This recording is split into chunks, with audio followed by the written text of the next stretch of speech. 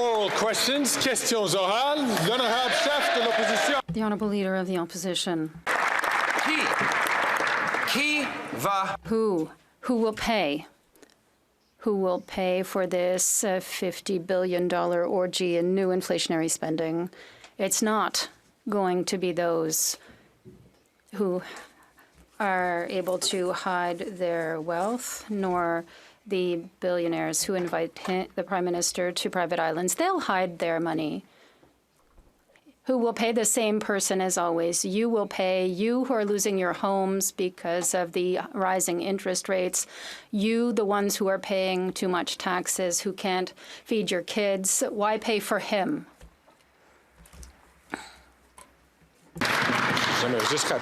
I would just like to remind all members to direct their comments to the chair. The Right Honourable Prime Minister. Mr. Speaker, the Canadian economy cannot succeed if young Canadians cannot succeed. We have an economy that needs to do more to ensure that young people can have a strong future, a house, and it's the dreams of the middle class that the previous generations had. That's why we put together a budget that offers a fair chance to all the generations to succeed.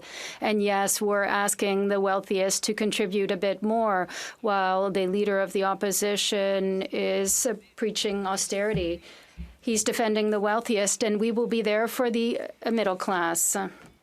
The Honourable Leader of the Opposition. Mr. Speaker, it's the 9th deficit, 9 years of this Prime Minister. He is not worth the cost, as always. Canada is not a fair country for young generations after 9 years of his government, which doubled the cost of housing, doubled rents, doubled the national debt. Why wait for a different result with the same old approach? The Right Honourable Prime Minister. Mr. Speaker, instead of picking austerity like the former Conservative government did and like the Conservative Party currently is preaching, we chose to invest, and we're continuing to choose to invest in young families to be able to buy a home, in seniors, in young people, students. So we're investing in the jobs of the future. We're investing in new technologies. This is a choice that we're making to invest in Canadians, because that's how you build a stronger economy. The Conservatives can continue to encourage cuts and austerity. We will continue to invest for the betterment of Canadians. The Honourable Leader of the Opposition. Who pays? That's right. Who pays for this latest $50 billion orgy of spending by this costly Prime Minister? We know who won't pay. It won't be those with trust funds that protect their millions of inheritance like the Prime Minister, nor the billionaires that invite him to their private Caribbean islands. They'll hide their money. You know who will pay? You will pay. You, the welder or waitress who can't pay your mortgage because he's inflated the mortgage rates. You will pay because he carbon taxed your food and now you can't feed your kids. Why should you pay for him? Yeah.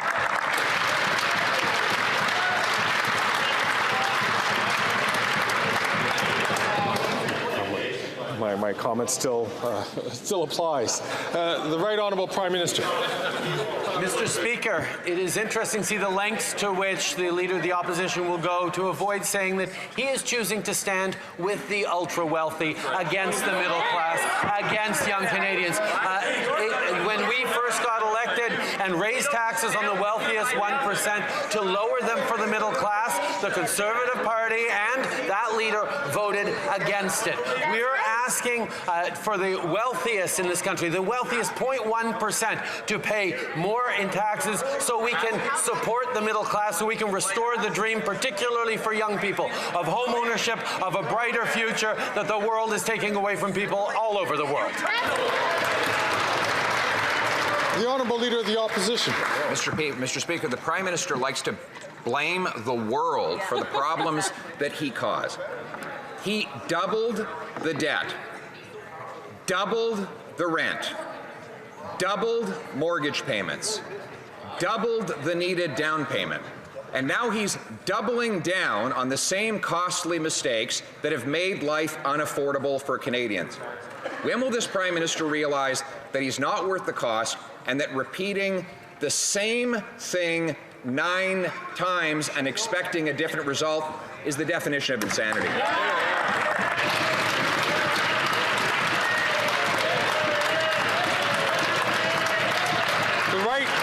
The right honourable Prime Minister.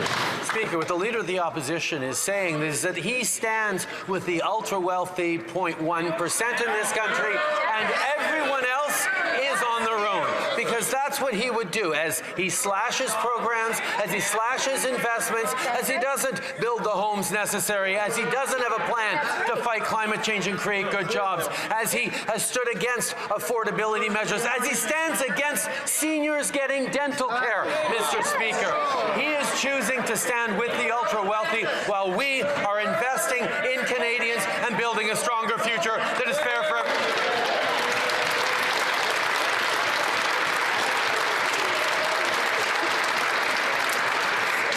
The Honourable Leader of the Opposition. Mr. Speaker, he is the ultra-wealthy.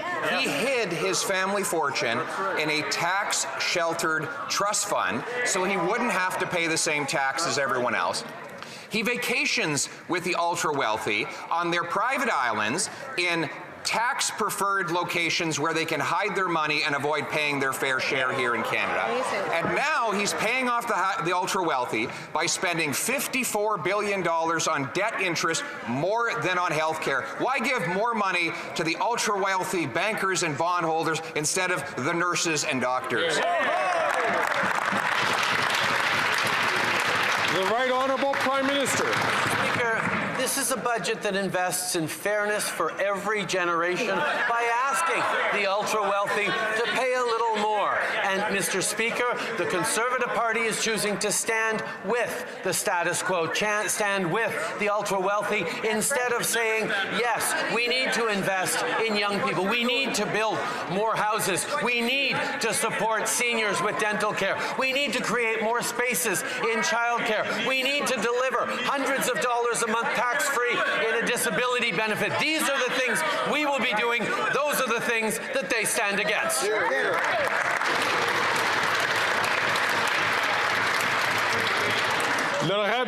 The Honourable Member for Beloeil-Chambly. Mr. Speaker, childcare is Quebec's and provincial jurisdiction. Dental insurance is Quebec's and the province's. Medicare, pharmacare is the same. Infrastructure, municipal infrastructure, it's the same. The Prime Minister has a fascination for Quebec's and provincial jurisdiction. I want to ask the Prime Minister this. Has he already considered to really going into what interests him to run in his preferred province, which is Ontario? The Right Honourable Prime Minister. Mr. Speaker, I want to remind my friend from the Bloc that I'm a proud Quebecer and I will always be so. And I am not going to have this proud identity taken away from me. Yes, I am concerned about the fate of Quebecers and that of all Canadians, and that is why we are working with the provinces like Quebec to invest in more childcare spaces. We invest $600 million by investing in childcare to help Quebec to deliver on these childcare spaces. This was a promise we made with Premier Legault. We'll continue to be there to be. The Honourable Member for Beloeil-Chambly. I'm not convinced that the Quebec government is saying the same thing as the Prime Minister of Canada is. And I'm still proud to be a Quebecer, but in my case, I'm so proud that I have confidence in Quebec, and I think that this should be a country. And I'm not sure that he has the same amount of confidence. Can the Prime Minister recognize that all these interferences in Quebec and provincial areas of jurisdiction are funded exclusively by the everlasting fiscal imbalance? The Right Honourable Prime Minister. Mr. Speaker, I am so proud to be a Quebecer that I find my place in Canada like all Quebecers do. We are proud to be Canadians and to be Quebecers, and for most of us, there is no choice to be made between the two. We can be proud of being Quebecer and a Canadian at the same time. We will continue to be there to invest hand in hand along with the province of Quebec to deliver for Quebec, as we do with our partners across the country. But in fact, Quebec is often ahead when it comes to social issues and social programs and investing. And that's why we model much of what we do on what is being done in Quebec. The honourable member from Burnaby South. Young people see right through this Prime Minister. They know they're getting ripped off, and they know the reason for it. Today, rent is doubled, grocery prices are sky high, and we're paying some of the highest cell phone bills in the world. The reason is because of corporate greed. This Prime Minister refuses to take it on, and the Conservatives, they're afraid anytime we mention corporate greed because they want to defend those corporations. So when will the Liberals finally take on...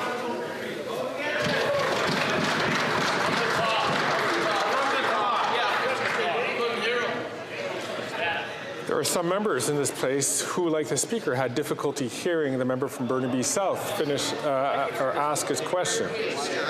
So I'm going to ask the honourable member from Burnaby South to start again his question, but I'm going to ask all members on all sides of the House to please hold yourselves until you have the opportunity to be recognized by the Speaker to ask your question or to answer the question.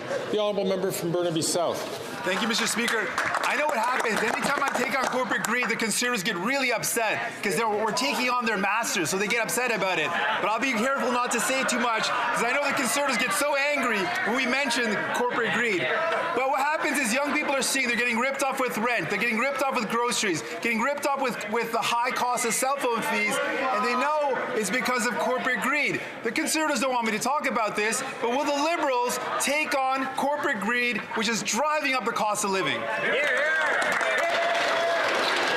The Right Honourable Prime Minister. Mr. Speaker, we recognize with this budget that Canada cannot be successful unless young people are successful, unless every generation sees a real and fair chance to succeed. And that's why we're stepping up to invest in new homes that young people are going to be able to afford, in making sure that their rent payments count towards a credit score to get them a mortgage eventually. We're investing in more support for Canadians living with disabilities. We're investing in supports for seniors. We're investing in entrepreneurship for young people. We're making the kinds of investments that are going to grow the economy, support young people, and restore the dream of a stronger Canada for everyone. The honourable member for Burnaby South. Mention corporate greed, which is driving up the cost of living. Les jeunes se font... Young people are getting ripped off at the grocery store. They know it. They go to Loblaws and they're seeing record profits being taken in. And yesterday's Liberal budget does nothing to resolve this. They're continuing, that is, Loblaws and Metro, are continuing to get rich with billions from the government. Why will the Prime Minister not call them to order instead of making young people pay? The Right Honourable Prime Minister. Mr. Speaker, this budget does recognize that the success of our country depends on the success of young people. That's why we are asking the wealthiest to pay a bit more in taxes, income taxes, in order to be able to share more benefits with young people, to be able to ensure that young families can pay their rents and buy a home so that young families can have a better access to the services and care they need, particularly when it comes to childcare. We will continue to be here to support families in need and asking the wealthiest to do more. The Honourable Leader of the Opposition. I want you to know that the status quo is unacceptable, that Canada has become an unfair country where young people, an entire generation, cannot afford a home and families cannot afford food. And if he finds out who's been running this place for the last 9 years, there will be hell to pay.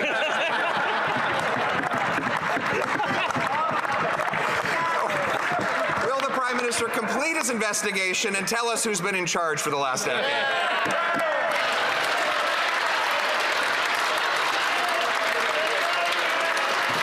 The Right Honourable Prime Minister. When we first got elected, we raised taxes on the wealthy.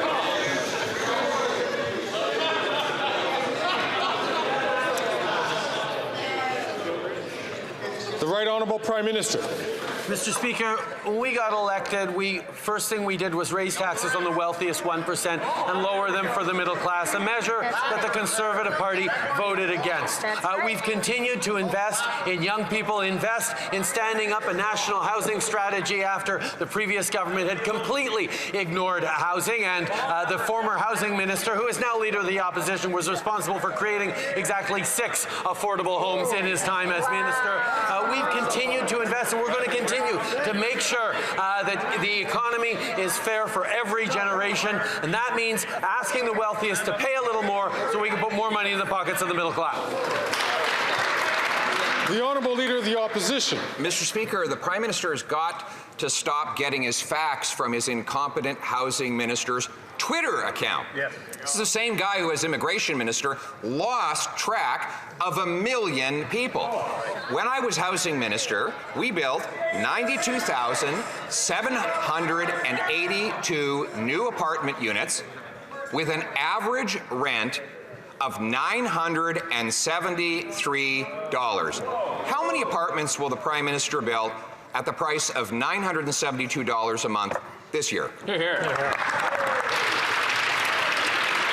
The Right Honourable Prime Minister. Speaker, our housing plan is the most ambitious and comprehensive in Canada's history, and will unlock close to 4 million homes by 2031. This happens because we're working with municipalities, we're working with provinces to increase the levels of ambition. We've put out the most comprehensive and ambitious housing plan this country has ever seen, because we know that making sure that young people can afford a home, making sure we change the way homes are built in this country, is about building a stronger future for everyone in this country. That's what fairness for every generation looks like. That's what this government is focused on, while they're focused on cuts. The Honourable Leader of the Opposition. Well, we will cut the rent. When I was Minister of Housing, we paid half as much for rent in Canada that we pay today. And on that question of his ambitious housing plan, I decided to read all about it in their 2015 platform. They said, "We will make it easier for Canadians to find an affordable place to call home." That was 9 years ago. Wow. They doubled the cost since that promise was made, and then they repeated the promise yesterday. Why do we expect the same promise with the same programs and the same Prime Minister to be kept this time? The Right Honourable Prime Minister. I was in Vancouver a few weeks ago to speak with young people about the fact that we're supporting renters with greater protections and making sure that the money they spend every month on rent actually gets counted in their credit score so they can help get a mortgage on into the future. Our housing plan will unlock 3.87 million new homes by cutting red tape, by reforming zoning, by lowering costs of home building, by using public lands and vacant government offices for housing. We're making it easier to save up for a tax-free for a down payment. We're helping end chronic homelessness and make homes more affordable. We're going to continue doing the work. The Honourable Leader of the Opposition. Oh, he's going to turn public buildings and land into housing. Wonder where we got that idea. Well, actually, it was, let me quote, "We will conduct an inventory of all federal lands and buildings that could be repurposed and make some of these lands available at low cost for affordable housing." That is from his 2015 budget. Oh. And now, 9 years later, he can only point to 13 homes on those public lands. And yesterday, he promised a rapid review of all the federal land portfolios. Rapid review. How rapid? Another 9 years? The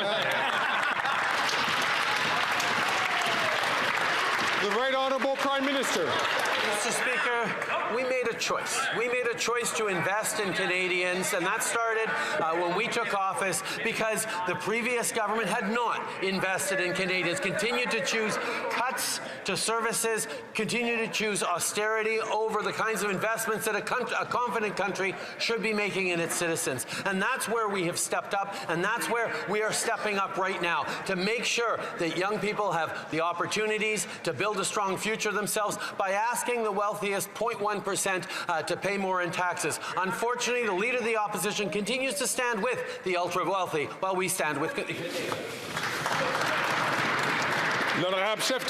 Honourable Leader of the Opposition. Named immigration for housing costs, and the immigration minister who caused it all. Then he made that minister responsible for housing. Since that time, that minister has a $4 billion housing accelerator that he admits will not build any homes, no specific homes. And in fact, since it began, housing starts have gone down this year, and his housing agency says they'll go down next year and the year after that. How is it the Prime Minister can spend $4 billion on a housing accelerator that decelerates home building? The Right Honourable Prime Minister. Speaker, I'm happy to talk about the housing accelerator because it stands in direct contrast with any plan that the Leader of the Opposition has put forward to pick fights with municipalities and provinces on housing. We're actually stepping up with investments that are allowing for more densification, for 4 units as of right, to make sure there's better use of public lands, including by municipalities and provinces, by making sure we're changing the math around building affordable homes to unlock millions of homes over the coming years. This is the work that we're doing right across the country with people who are ambitious about solving the housing crisis. If the Leader of the Opposition doesn't want to help solve it, he needs to keep getting out of the way. The Honourable Leader of the Opposition. Well, it was solved when rent was $973 a month, Mr. Speaker, until he came along. But more proof that he is not worth the cost after 9 years. He's blaming the whole world. If the world is to blame for the housing problems in Canada, then why is it that housing here is 50 to 75% more expensive than in the United States? Why is it that housing costs have risen faster than in any other G7 country relative to incomes? Why is it that we have the fewest homes per capita despite having the most land and the most lumber? Why? Is it him? The Right Honourable Prime Minister. Mr. Speaker, the member opposite well knows that Canada's population is growing faster than our fellow countries around the world, and that is a good thing. It is a good thing that we continue to draw in people to be successful in this country. It is also extremely important that we recognize that even as the world is faced with challenges around inflation, disrupted supply chains, getting over the pandemic, conflicts and shifting geopolitics, Canada is actually on solider footing fiscally than any of our other G7 partners, with a lower debt to GDP ratio, a lower deficit, and a continued focus on creating the jobs and the future that Canadians need. The Honourable Member for Beloit-Chambly. Mr. Speaker, in the budget, the Prime Minister has to recognize that really important subjects to people are under Quebec and provincial jurisdiction. He is therefore using the fiscal imbalance where there's much more money than he should get, and Quebec and the provinces have less. Does he recognize that in order to complete his exercise on the backs of the Quebec and the provinces, he is using these federal spending power put in place by former Prime Minister Trudeau? The Right Honourable Prime Minister. Mr. Speaker, while the Bloc Québécois continues to meddle and squabble, we're working hand in hand with the Quebec government with our Housing Accelerator Fund in which we have invested across the country with Quebec because Quebec was prepared to work ambitiously with us. We were able to invest $900 million, and which Quebec doubled in order to be able to invest in housing. That's the kind of partnership that will deliver for Quebecers. It's a model for the other provinces as well, because we will be there to deliver for housing and other units across the country. The Honourable Member for Beloit-Chambly. He is so hand in hand with the government of Quebec that it's the Conservatives that are recruiting for the CAQ. Mr. Speaker, does the Prime Minister admit that he is responsible by not respecting his obligations of $6 billion in deficit in Quebec, and that he is responsible in his $40 billion of $8 billion on the backs of Quebecers, and that he has put Quebecers in debt by $14 billion due to a deficit, and that's his responsibility? The Right Honourable Prime Minister. Mr. Speaker, once again, The Bloc is only trying to squabble with Ottawa, and we are here to work in partnership with the government of Quebec. And in fact, we're not always going to agree on everything. That would be a little too boring. We need to have some kind of creative tension.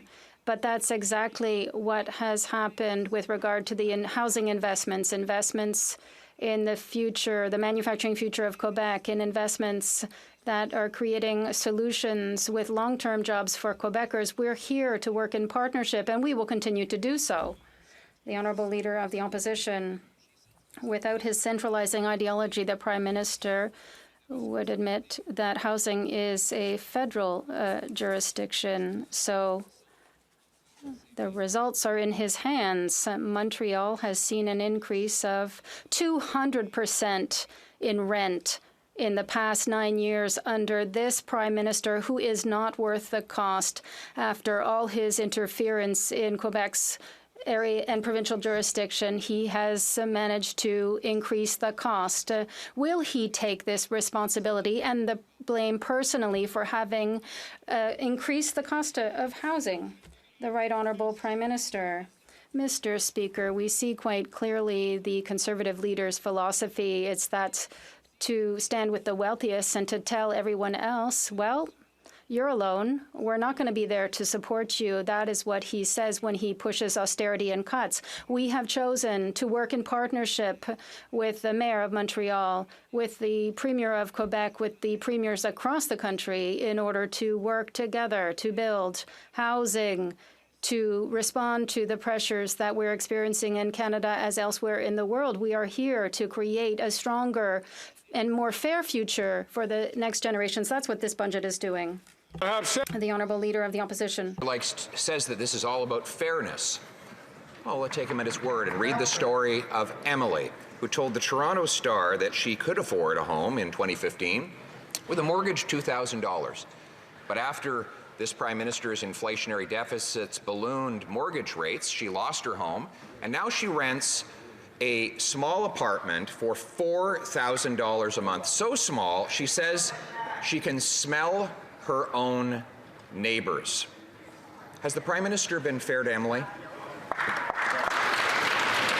The Right Honourable Prime Minister. Mr. Speaker, our economy can't succeed unless young people are successful, and that's why the focus in this budget is on fairness for every generation, which is why we are asking the wealthiest 0.1% to pay more in taxes to be able to support families like Emily's and others across the country that have lost the dream of home ownership because of the way the global economy is going, because of pressures that they're living. This is why we're continuing to step up, but what we don't see is why the Conservative leader continues to stand with the ultra-wealthy, continues to block attempts to invest in dental care for low-income people. The Honourable Leader of the Opposition. Mr. Speaker, that was exactly the promise he made 9 years ago.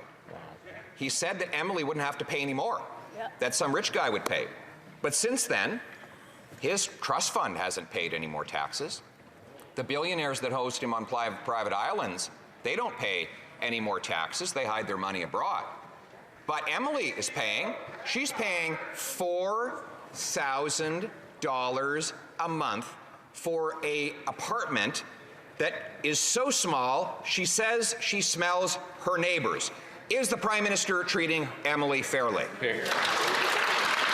The Right Honourable Prime Minister. Mr. Speaker, the Conservative solution for Emily is for governments to do less to support her, to do less to invest in childcare that she may or may not need for her kids, the support for her parents or grandparents who can go to the dentist now because of a Canada Dental program that the Conservatives have blocked, the investments that are going to actually support building more infrastructure in her community, whether it's public transit and, quite frankly, the investments that are going to ensure more apartment buildings, more affordable rentals, more affordable homes are being built. He wants to do less for Emily. We're doing more.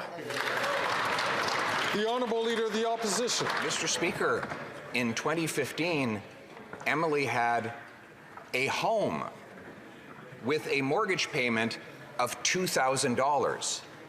Now, she has an apartment with a rental payment of $4,000. How can he possibly suggest that she's better off paying twice as much to rent a place than she was under Conservatives owning one? Here, here, here. The Right Honourable Prime Minister. Speaker, how can the leader of the Conservative Party actually believe that doing less to invest in Emily's future is of help to her? He is standing here continuing to push for austerity and cuts to programs and cuts to the kinds of supports that, yes, Canadians need more than ever before, because the world is a much more challenging place. That is why we're continuing to step up. That's why we're asking the wealthiest 0.1% to pay a little more, something that he is standing against, that he will be voting against, because he's still in the pockets of the ultra-wealthy instead of focusing on Canadians who need it. The Honourable Member from Burnaby South. Young Canadians have heard the Prime Minister's broken promises for years. 7 years ago, he promised to fix the housing crisis. But what did he do? He built luxury apartments that no one can afford. He let speculators drive up the cost of homes. We know that he's never had to worry about making the rent. So my question for the Prime Minister is this: does he regret the bad decisions he's made that's got us into this mess? Right Honourable Prime Minister. Mr. Speaker, in 2017, we created the National Housing Strategy, which put millions of families into homes across the country. We've continued to step up with investments, including last year with the Housing Accelerator that has delivered increased densification and going to be building thousands upon thousands of homes over the coming years. And we're continuing to step up in this budget, which is focused on fairness for every generation, to make sure that young people can again see a pathway to home ownership, can be able to afford rents in the cities in which they work. These are things that we're continuing to do because Canadians need it. The Honourable Member from Burnaby South. There is something very wrong when a Prime Minister doesn't have a problem keeping the Conservatives' $60 billion corporate handout, but denies Indigenous children the dignity of safe housing and decent schools, and the communities the same access to good roads and clean water.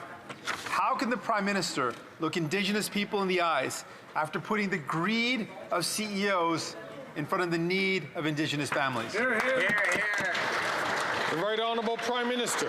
Mr. Speaker, we've continued to step up over the past years for reconciliation and investing in Indigenous communities. This budget has put aside $1 billion more on top of all the investments we've made for Indigenous housing. That's part of the $9 billion investments we're talking about for Indigenous communities over the coming years. We know there's always more to do, but we will be there hand in hand with Indigenous communities and leadership to make sure we're closing the gaps and building the strong future that is part of the journey of reconciliation. The Honourable Member from Brampton South. Mr. Speaker, too many children are going to school on empty stomachs, and that is not fair. It was our Liberal government who enhanced the Canada Child Benefit, brought forward $10 a day childcare, and many other sports Canadian families rely on. Can the Prime Minister inform this House of the next steps of our plan to support middle-class families getting ahead? Great question. Right Honourable Prime Minister. Mr. Speaker, I thank the member for Brampton South for her question and for her hard work. While the opposition leader is taking cues from his lobbyist entourage on how to make the rich richer, we're investing in programs to help middle-class Canadians. Yesterday's budget includes a national school food program. It's expected to provide meals for more than 400,000 kids a year and save the average family as much as $800 per year in grocery costs. This is what the Conservative leader has already announced he'll be voting against. The Honourable Leader of the Opposition. And after 9 years and much spent, not a single meal served. Right. What he has served up is a tax on the food of the very children he claims to want to help. A tax that will cost every single middle-class family more than they get back in rebates, according to a scientific study by the Parliamentary Budget officer, a tax he increased by 23%. If he really wants to stop the hunger for 1 in 4 kids in schools today, will he axe the tax?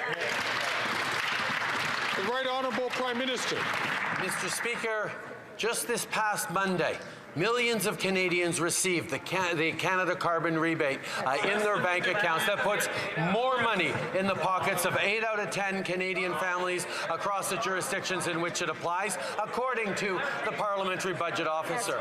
8 out of 10 families, which is middle class and lower income families. But the Leader of the Opposition chooses to stand once again with the wealthiest families, the ones with big indoor swimming pools and 9 big cars. Those are the things they're choosing to stand with because we're putting more money back in the pockets of Canadians.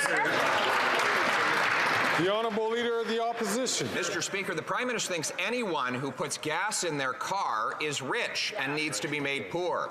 He thinks any single mother who's not already pouring water in her children's milk is too rich, and he wants to make her poorer. He thinks that families that are heating their homes in big, cold Canada are too rich, and he wants to make them poor. A little bit rich, coming from the guy who stuffed his family fortune in a tax-sheltered trust fund and helps his billionaire island friends avoid paying their bills. So why doesn't he stop taking from the have-nots to give to the have-yachts? Hear, hear. The Right Honourable Prime Minister. Mr. Speaker, in this budget, we're proposing to ask the ultra-wealthy to pay more in taxes to support lower-income Canadians and middle-class Canadians, something that the Conservatives are standing against, Mr. Speaker. They choose to stand with the ultra-wealthy while we continue to invest in supports for families. We've cut the child poverty rate in half since 2016. We've continued to move forward on investing in supports for families right across the country. And with this budget focused on fairness for every generation, we're continuing to do exactly that, despite the opposition of the Conservatives. The Honourable Leader of the Opposition.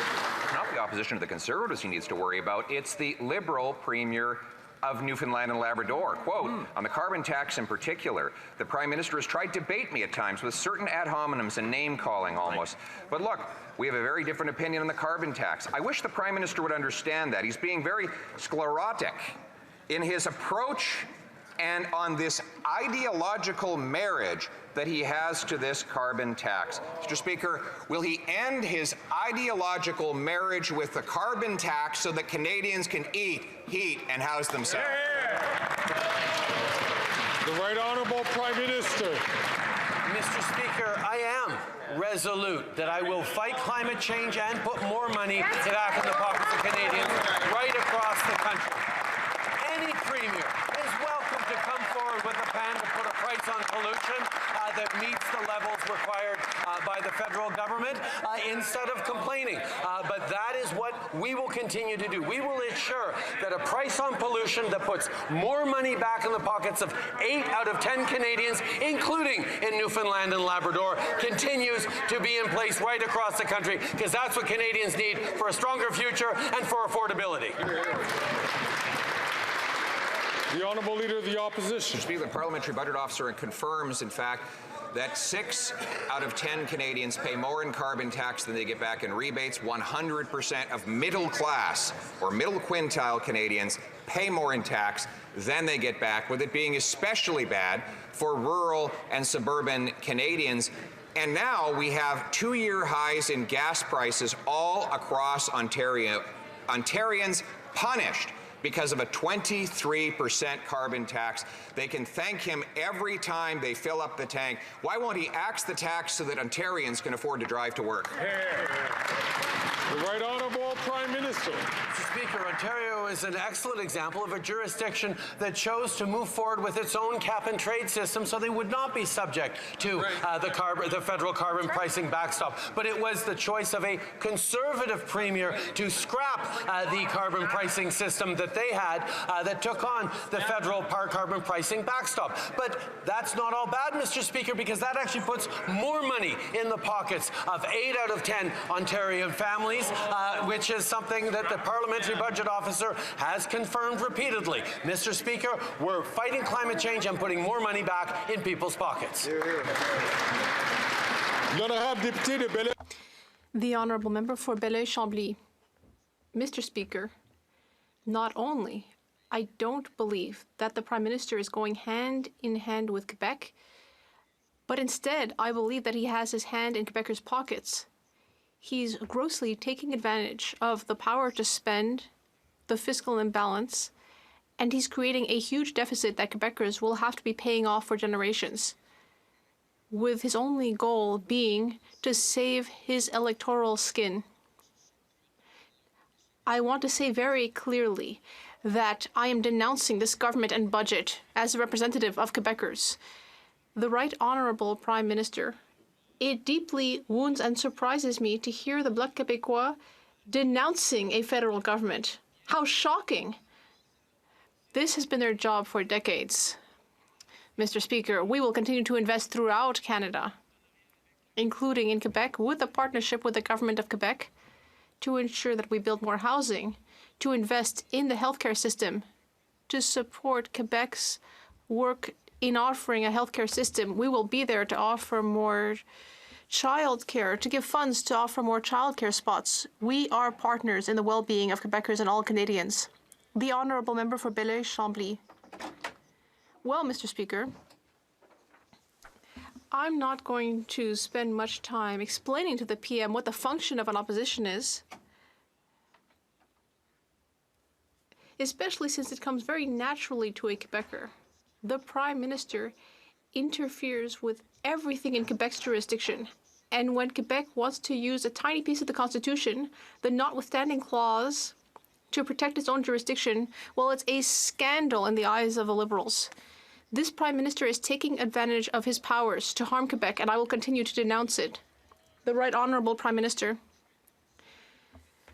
Mr. Speaker, I will continue as a member for Quebec to exercise my responsibilities and also as Prime Minister of Canada. I will invest to help Canadians throughout the country.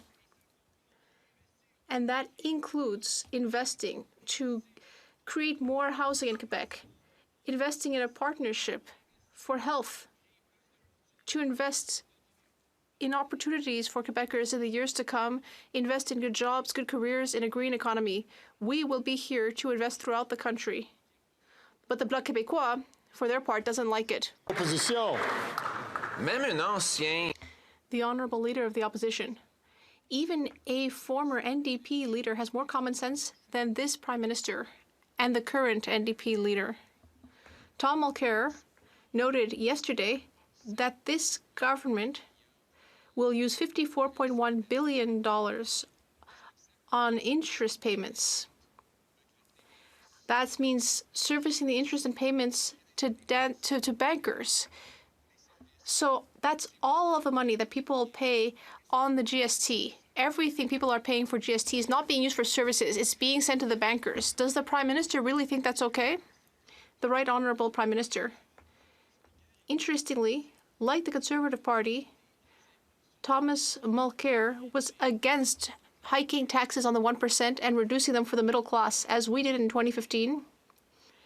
And we will continue to invest to help the middle class, to help youth. Meanwhile, the Conservative Party continues to promote austerity cuts, and it continues to help the wealthy.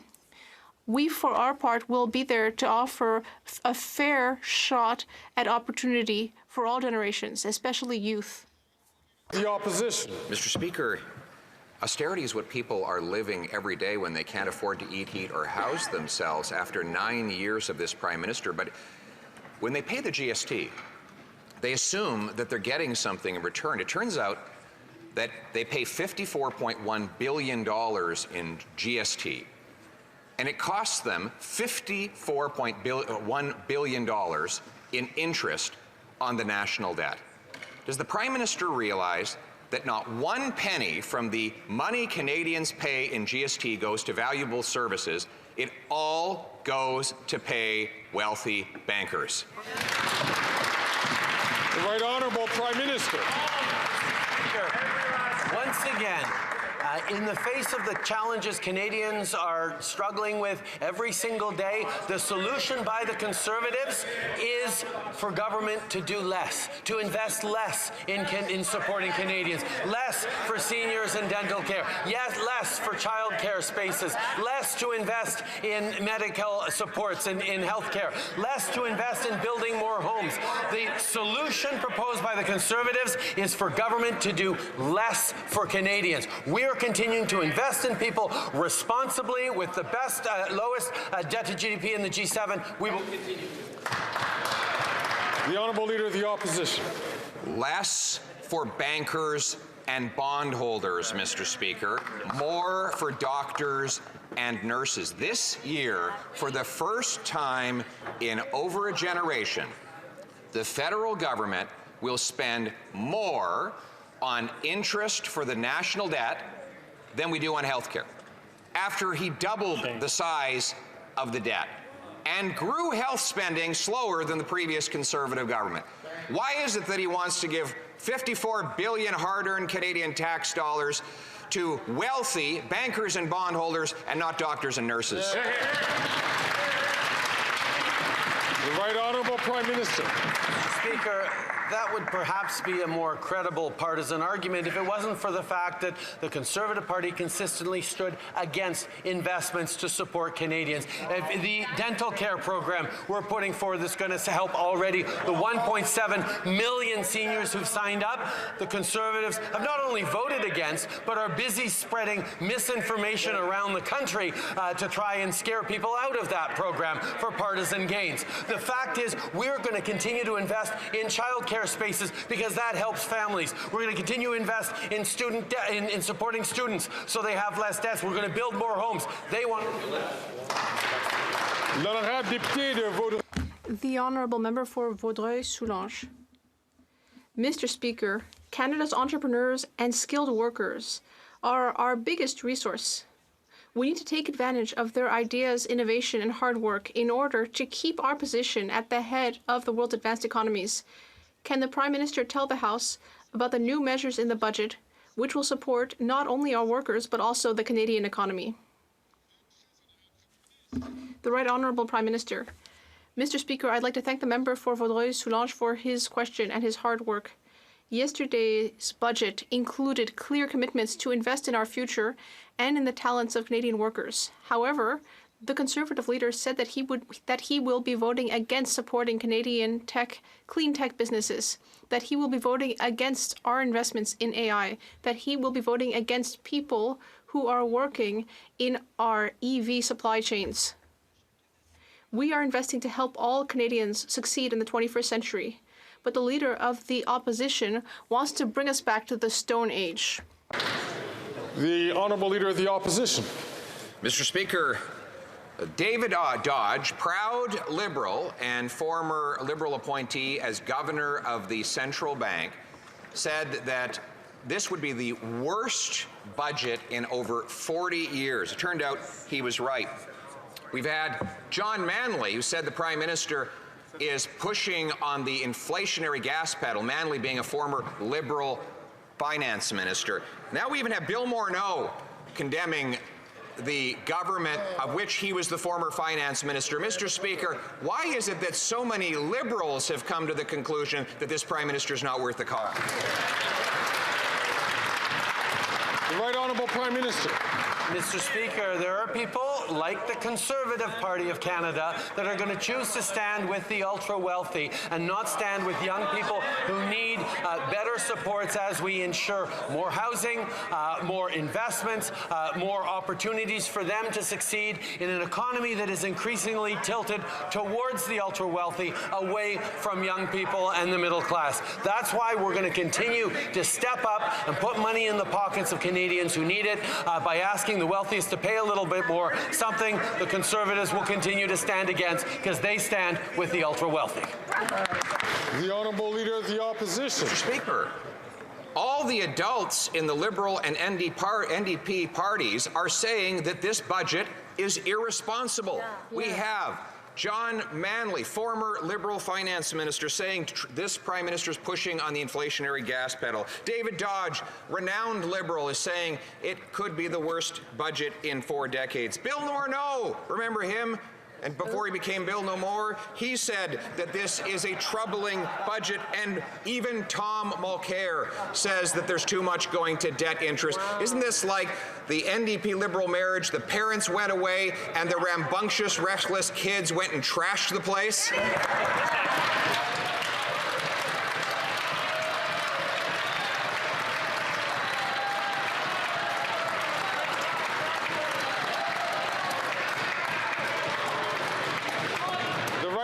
Prime Minister. Speaker, while the Leader of the Opposition continues to focus on partisan attacks, we're going to stay focused on building a better future for Canadians. Speaking of inflation, Mr. Speaker, this is the 3rd month in a row in which inflation has been within the Bank of Canada's target range. That is because we continue to govern responsibly in a fiscally sound way that is at the forefront of the G7, even as we step up to invest in Canadians and in their future. Confident countries invest in themselves and their people, Mr. Speaker. That is what we are doing, while the Conservatives propose to do less, to invest less, to support Canadians. The Honourable Leader of the Opposition. Speaker, it's not me that's doing personal or partisan attacks against this Prime Minister's agenda. It's his fellow Liberals and New Democrats. It's his coalition partner who simultaneously attacks everything he does and then enthusiastically stands up to support it. It's the Prime Minister who attacks his immigration minister for letting the system get completely out of control and then attacks himself for doubling housing costs, making life so unfair. If they're so busy attacking themselves and their own record, why don't they just call a carbon tax election so Canadians can vote them out?